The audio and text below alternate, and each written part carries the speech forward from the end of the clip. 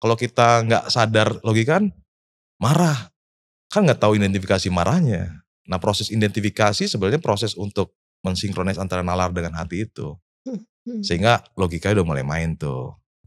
Nah harapannya kalau udah itu selesai baru dikembangkan tadi attitude, baru ntar ngomongin tentang strategik apapun masuk ke asas logika.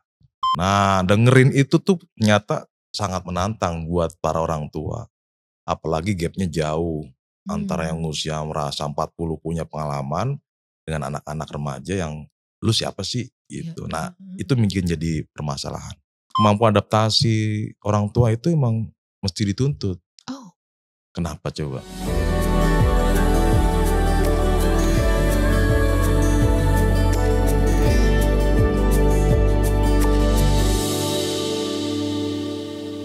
Ternyata hari-hari ini ada yang bilang bahwa mulutmu adalah harimaumu.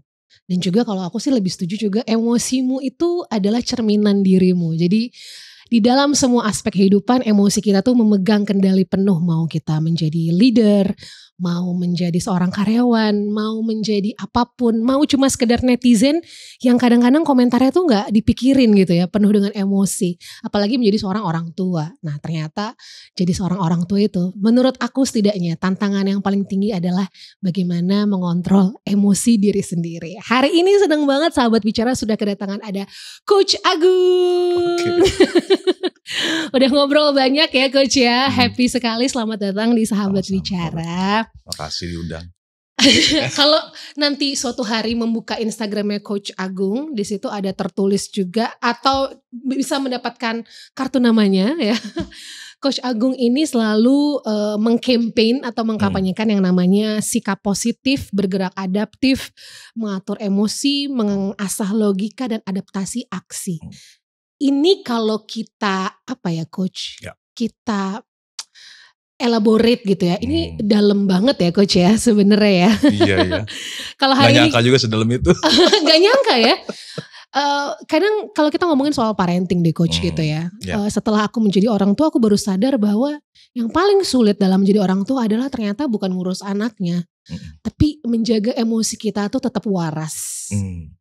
Karena ternyata dari pengalaman pribadi anak itu memimik cara marah kita. Cara histeris kita, cara ngomong kita, benar gak sih Coach? Iya, jadi gak hanya cara, jadi emang auranya tuh berpengaruh banget sih. Gitu. Kan seorang anak kecil kan yang dirasain tuh visualnya dulu, visualnya kemudian dirasain. Nah yang menarik kan kadang-kadang rasa itu kan gak bisa kedetek pakai angka. Nah itu yang mesti kita jaga tuh. Itu yang kadang-kadang kalau bagi saya pun sampai sekarang masih tetap belajar mengontrol rasa itu kadang-kadang gak gampang. Itu sih yang dari pengalaman gitu. Sampai sekarang masih berjuang terus.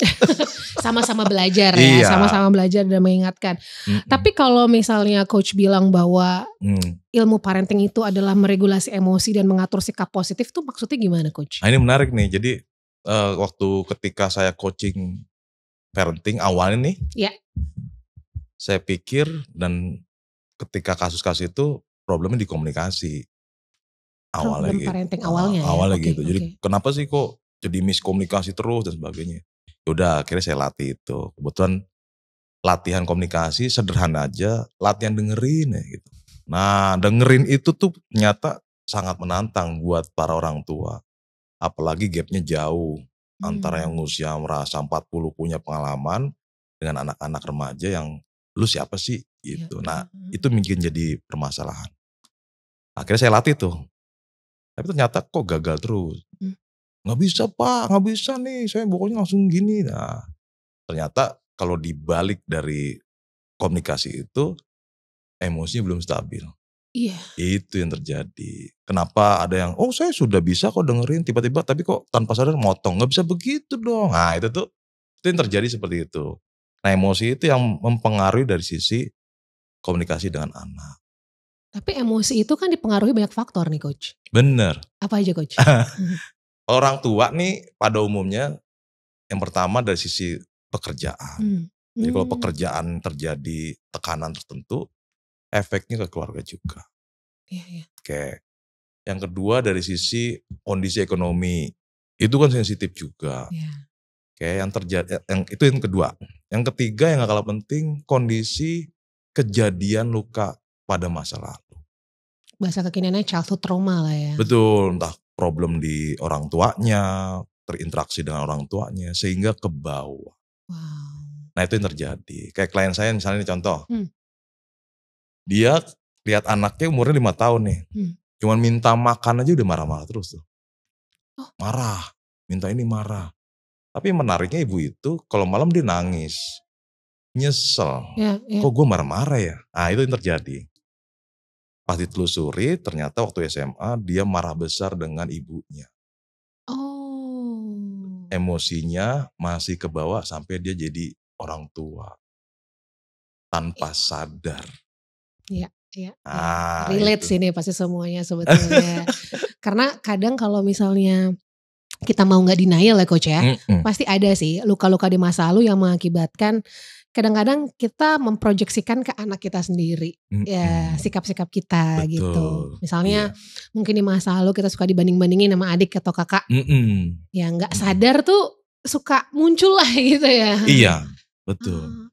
Tapi kan gini coach, kita jadi orang tua hidup tuh gak pernah semanis cerita sinetron dan semanis madu gitu kan ya. Ya ekonomi, kalau ngomongin ekonomi mah ya apalagi zaman sekarang.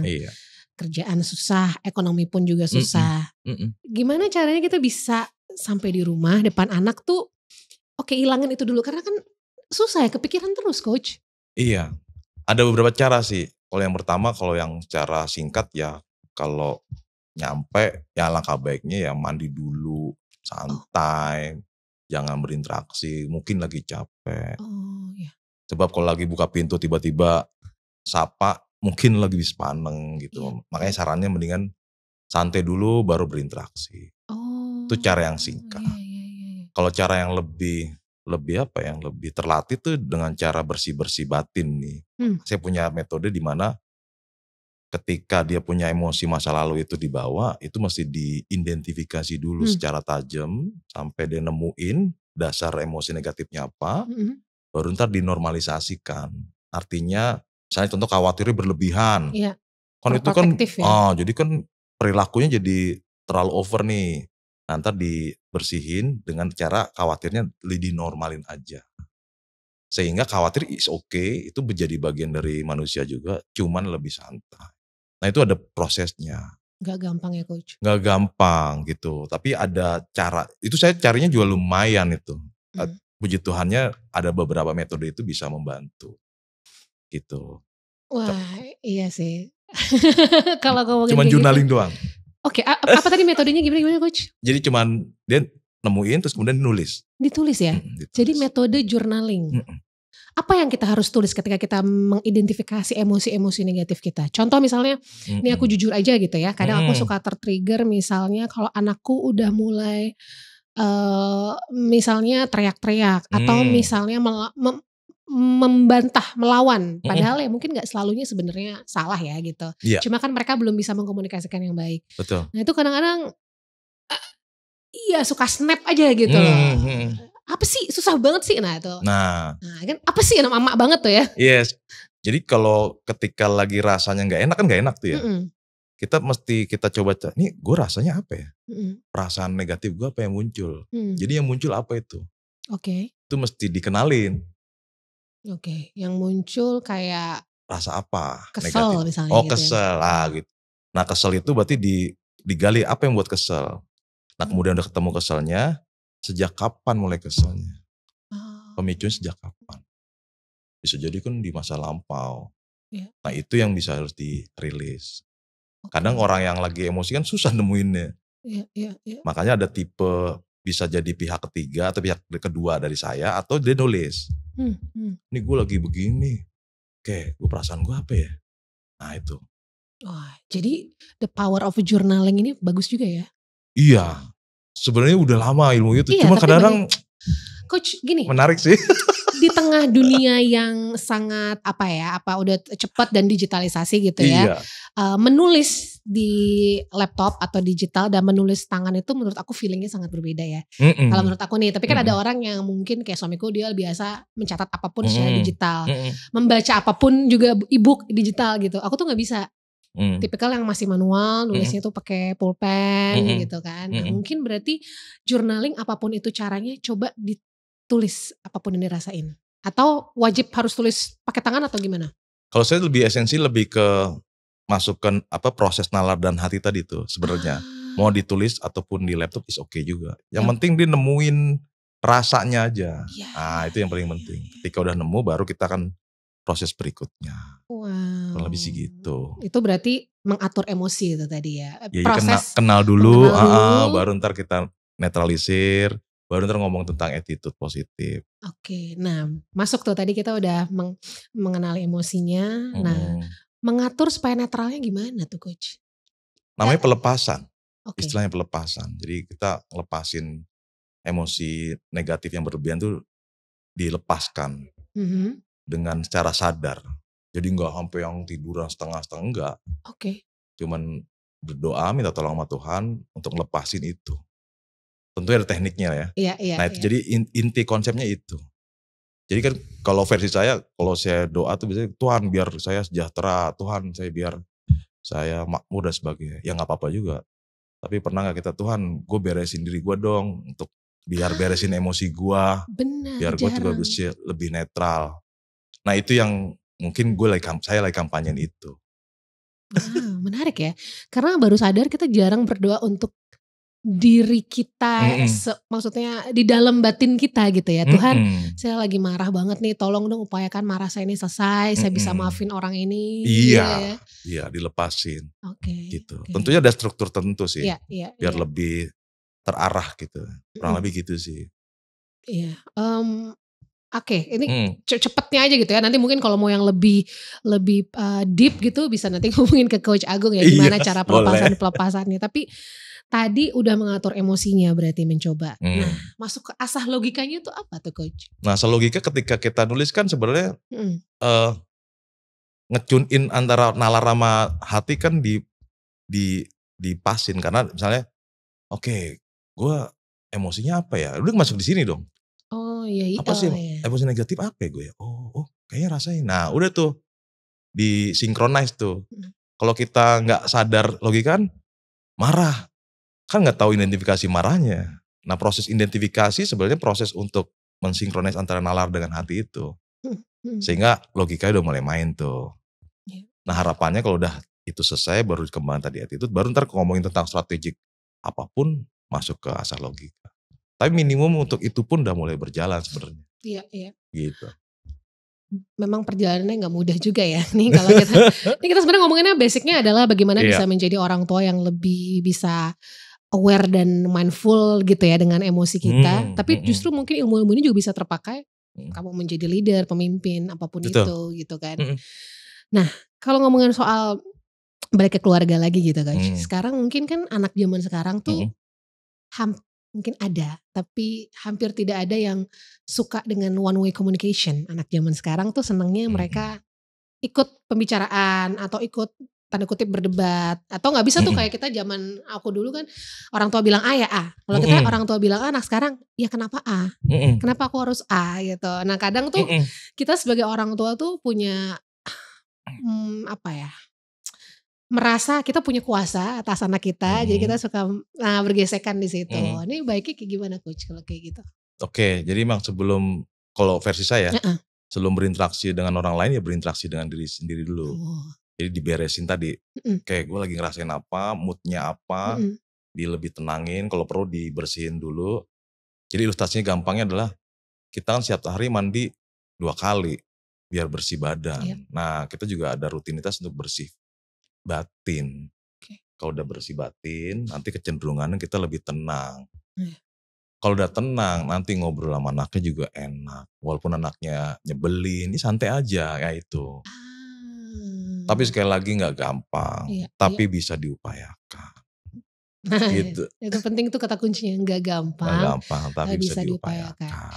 Berarti kita ini yang lebih nalarnya lebih jalan daripada anak-anak itu, kita yang harus lebih sadar untuk bersihin batin kita dulu supaya pada saat mendekati dia dan mau ngobrol emosi kita udah netral. Betul. Gitu ya berarti Coach kira-kira betul. Sehingga kita gak gampang konslet ikut anak kita konslet juga gitu. Pasti indikasinya gak motong pembicaraan, dengerin sampai selesai. Terus kalau ada perbedaan, nggak boleh gitu, tetap jadi tetap posisi netral. Dan itu memang butuh dari tadi di cooling down, di emosi dulu. Anak datang coach nih, contoh kasus. Contoh gimana? Datang, dia ngomong melakukan suatu kesalahan yang wow, kita tuh kayak jadi orang tua. Kamu gak mikir ya gitu kalau misalnya gak ditahan mulutnya bisa ngomong yang aneh-aneh. Betul banget. Ya pasti refleksnya kita marah dong. Oke, tapi baiknya apa coach yang harus kita lakukan? Iya, kalau dari sisi tadi proses awal tentunya ditenangin dulu dari diri kita. Setelah itu ya dicoba digali aja dulu. Kenapa sih dia melakukan ini? Contoh misalnya saya zaman dulu tuh, ekstrim zaman dulu, saya pulang mabok lah misalnya gitu kan. Wih gila mabok. Nah, bapak saya duduk aja bareng, duduk dari mana? Terus kamu sama siapa aja? Kok tenang banget tuh bapak saya. Wow. Ada saya mesti digebukin ya, gitu. Tapi kok stay cool aja nih gitu. Dan dia kasih tahu tetap bahwa saya salah gitu. Itu yang akan jadi resiko buat kamu juga. Nah gara-gara itulah akhirnya, kok metode bokap gue kan cukup unik ya. Padahal gue bandelnya minta ampun.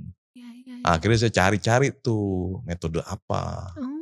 Jadi ini terinspirasi dari pengalaman sendiri. Iya, itu ceritanya. Berarti papanya coach ini udah progresif sekali zaman dulu ya. Iya, secara natural. Iya. Wow. Jadi pada saat kalau bikin kesalahan dulu pasti tenang ya? Tenang. Apa yang bisa membedakan gini coach? Oke, kan katanya ada yang bilang ini banyak strawberry generation, gak bisa nih kalau kita manjain, ibaratnya tuh kalau gak pernah kita tegur dengan keras mereka jadi manja gitu. Kalau ini menarik nih coach gimana? Jadi saya belajar juga bahwa kok bokap gue santai tenang, tapi satu sisi pernah marah juga. Nah akhirnya saya analisa kenapa tuh. Ternyata kalau saya pernah ikut pertemuan di agama Buddha lah ya waktu itu. Atau si bikunya bahwa seperti koin Cina aja katanya gitu kan. Koin Cina tuh di luar tuh fleksibel, bundar, di dalam tuh kotak. Nah ketika saya coba memaknai bahwa kotak itu adalah prinsip moral-moral yang kita pegang, nilai-nilai kebaikan itu mesti tegas. Tapi ide gagasan, semua apa impian seseorang fleksibel aja. Terus itu pantesan bokap gue kapan marah nggak ada marahnya, ada juga kok kayaknya nggak, ide gue kok diterima aja. Nah di situ saya punya inspirasi di situ tuh. Nah, akhirnya kan metode itu salah satunya dengan bentuk coaching. Coaching kan sebenarnya hampir sama seperti itu, gagasannya, idenya, malah di-upgrade dan sebagainya. Tapi moral-moral dan sebagainya kan mesti diingetin. Oke, kalau versi ini dari nilai kebaikannya apa dan sebagainya. Jadi itu yang bikin saya terinspirasi dari situ. Iya, ini cocok nih karena banyak zaman sekarang tetap tegas ya dalam prinsip terutama kehidupan ya. Prinsip moral kebaikan kita nggak ada apa namanya nego lah ya gitu ya. Betul. Tapi kalau ide, gagasan, impian itu kan berbeda-beda setiap orang. Dan malah dikembangkan lagi malah. Gitu. Tapi kalau ada orang tua yang mungkin punya prinsip, oke, misalnya anaknya orang tua punya profesi A yang memang sudah sangat sukses. Dan anaknya harus punya profesi A karena gampang sebenarnya meneruskan path dari orang tuanya kan. Tapi si anak ini gak mau gitu coach. Gimana tuh coach? Padahal sebetulnya kalau kita lihat secara logis, untuk anak ini meneruskan jalan orang tuanya hidupnya akan lebih mudah dan gampang gitu. Karena jalan-jalannya udah dibuka sama orang tuanya. Orang tua udah tahu banget nih.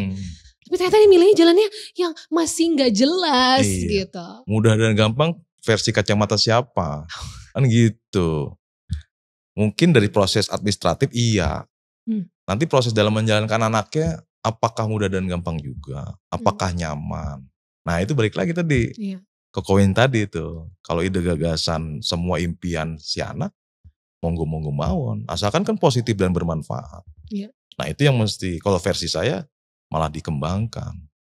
Karena kalau tidak sesuai dengan apa yang dia suka, potensinya gak sesuai, jadi malah bagi saya cukup memberatkan si anak. Banyak kok kasus yang akhirnya, ada pernah cerita, lulus dokter, akhirnya lulus, dikasih toganya sama bukunya, udah selesai, terus masuk kamar. Kagak, gak keluar-keluar, kan udah lulus, gitu. Mau begitu juga kita juga kasihan si anaknya. Hmm. Si orang tuanya juga merasa bersalah, anaknya juga merasa nggak berkembang potensinya. Ya, Dua-duanya jadi rugi. jadi ada ingat satu puisi dari Khalil Gibran, Apa tuh? anakmu bukanlah anakmu gitu. Iya.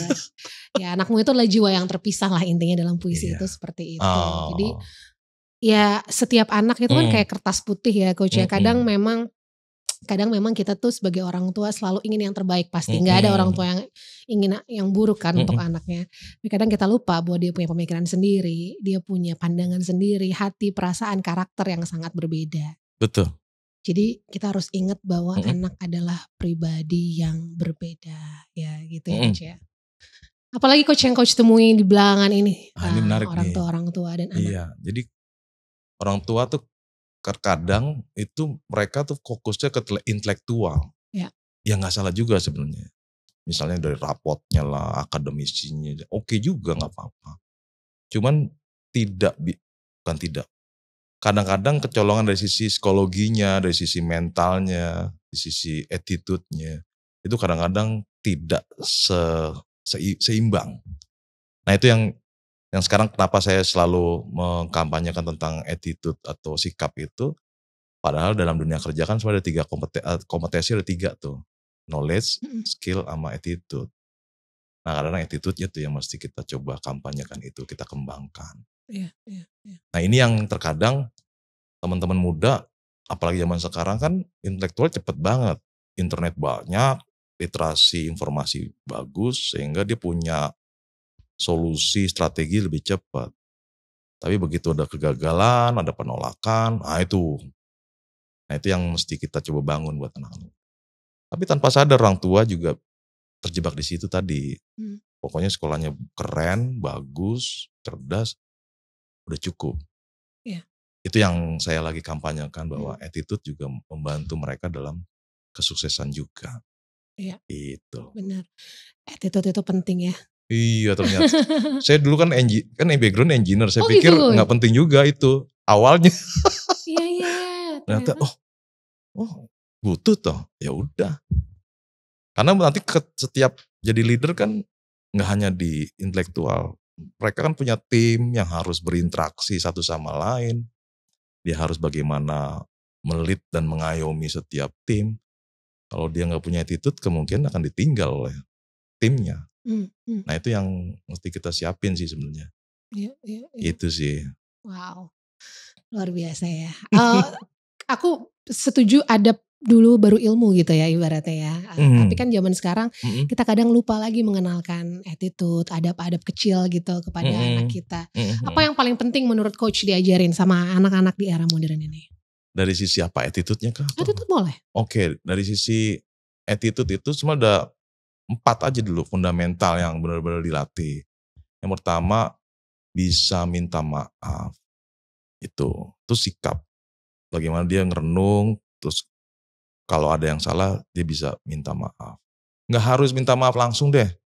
Minimal minta maaf dalam batinnya. Itu yang pertama. Yang kedua bisa memaafkan. Namanya di dunia ini kan orang menyakiti dan disakiti itu hal yang memang sudah berproses. Baik sadar nggak sadar.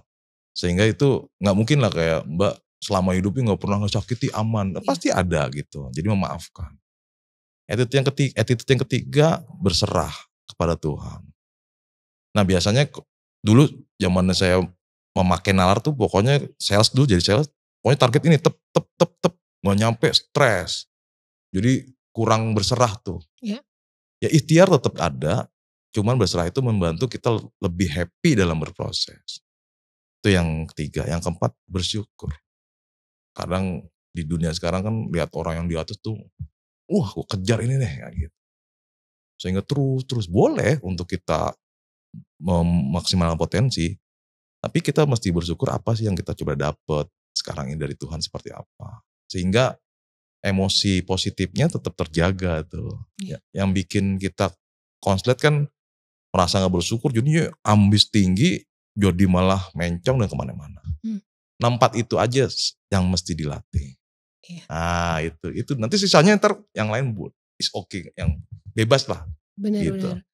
Jadi sekarang ya kamu mungkin boleh menjadi yang secara kemampuan berpikir atau kepintaran gitu rata-rata aja. Iya, Tapi bagus secara kok. emotional intelligence kamu harus baik gitu ya coach ya. Oke. Betul. Apa masalah paling utama yang sering coach temui dalam klien-klien coach dengan hubungannya sama anak-anak, sama keluarga lah? Oke, yang tadi ibu-ibu tadi tuh misalnya tadi kan ketika dia merasa ngomel-ngomel terus Iya. akhirnya dia ada masalah itu. Atau enggak Gen Z nih, itu menarik tuh Gen Z. Dari dia merasa dulu ranking, hafal Al-Quran, wah itu kurang hebat banget tuh dia. Bagus, tiba-tiba figur kiainya meninggal. Iya. Akhirnya berantakan semua. Nah ditelusuri ternyata dia kehilangan. Karena figur kiai itu menjadi figur ayahnya dia.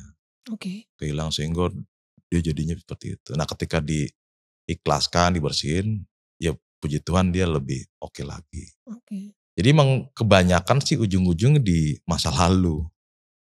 Kebanyakan saya temuin gitu. Iya. Sehingga itu emang diberesin. Jadi yang menarik tuh masa lalu tuh kadang-kadang nggak di-trigger cepet-cepet gitu loh. Maksudnya tergantung kondisi. Iya. Kadang itu juga masa lalu atau trauma kita di masa lalu itu Mm-mm. baru tertrigger saat kita menikah misalnya. Bisa, Iya betul, kan? betul. Baru betul. ada yang mencet gitu loh. Iya. Atau ada seorang manajer sama timnya tuh kok kesel mulu gitu. Ya ternyata dia punya masa lalunya dia nggak pede sehingga dia kesel. Nah itu yang kita beresin kemudian masuk di situ. Atau saya punya klien juga, kok saya kerjanya nunda-nunda terus ya. Padahal anaknya pinter tuh, lulusan ITS itu udah hebat banget gitu. Kok nunda-nunda? Ternyata masa lalunya terlalu khawatir dan takut dengan ibunya. Nah itu yang diberesin. Jadi karena overthinkingnya takut khawatir malah jadi gak ngerjain tuh. Pas diberesin, oke. Nah itu yang ternyata ya sangat ada benang merahnya tuh antara emosi, attitude, dan pola kerja tadi. Yang kadang gak bisa diukur pakai angka emang. Nah itu yang sering terjadi tuh Mbak. Gitu. Wow, belajar banyak banget coach. Sama-sama belajar ya. Sama-sama belajar dan ternyata kalau kita anggaplah belajar emosi atau menjadi orang tua lah gitu ya. Itu adalah never ending pembelajaran. Tidak pernah berhenti. Benar. Seumur hidup. Sama seperti menikah kan katanya menikah adalah ibadah seumur hidup. Iya. Iya kan? Iya. Ibadah seumur hidup, mengerti orang ini yang satu ini gak bisa ganti-ganti gitu kan. Udah apa dengan segala keburukan. Gak habis-habis ya. Gak habis-habis. Baiknya gak habis-habis, buruknya pun gak habis-habis ya.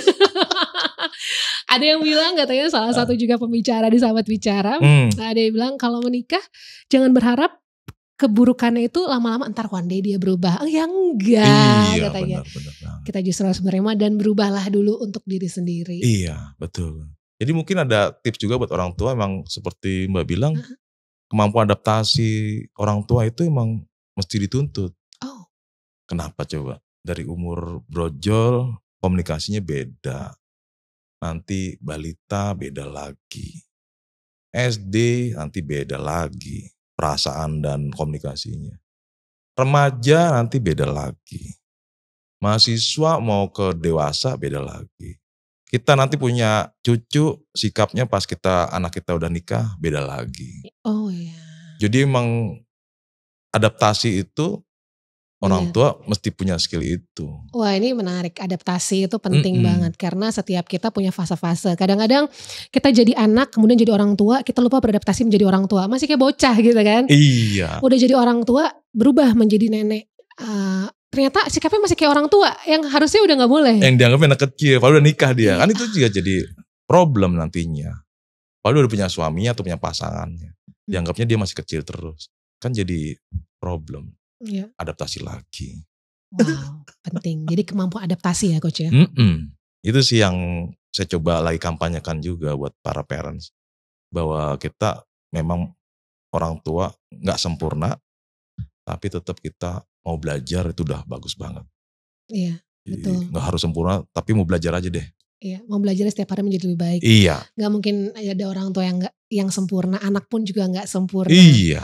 Tapi yang pasti ada orang tua yang mau hadir dan mau Ada yang bilang aku Hmm. rela mati untukmu, itu mungkin salah. Aku rela hidup buat kamu. Aku mau Iya. hidup, mau makan sehat, mau olahraga. Karena aku ingin hidup selama-lamanya untuk mendampingin kamu. Iya, gitu buat kan. pendampingan, untuk nemenin lah, dampingin. Nemenin. Yes, gitu. Semoga semakin banyak orang tua yang Amin. mau mengupgrade dirinya, Mm-mm. coach, untuk lebih beradaptasi lagi dengan Mm-mm. perannya di dunia ini dan juga memiliki kemampuan emosional yang lebih upgrade lagi.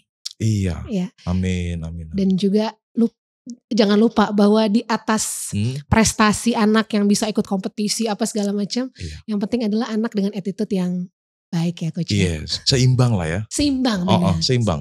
Ya. Ya, antara intelektual dengan hati, kecerdasan, emosi selalu seimbang. Oke. Gitu. Terima kasih coach. Sama-sama. Ini abis ini tertampar diri sendiri pas pulang ya. Enggak. Sama-sama reflektif lah ya. Reflektif ya coach. Oke.